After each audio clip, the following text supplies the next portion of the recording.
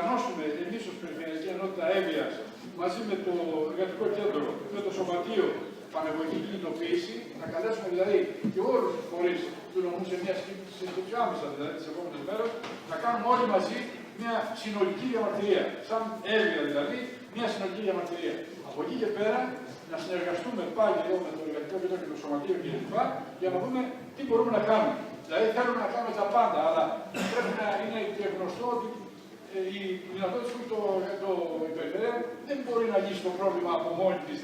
Πρέπει να πιέσουμε την κατάσταση και να βάλουμε το θέμα στην κυβέρνηση. Είναι αδιανόητο δηλαδή περιοχές όπως είναι αυτή που είπα λίγο πριν τη Εύβοια δηλαδή, να έχουν πιθανότητα να ξεπεράσει το 30%.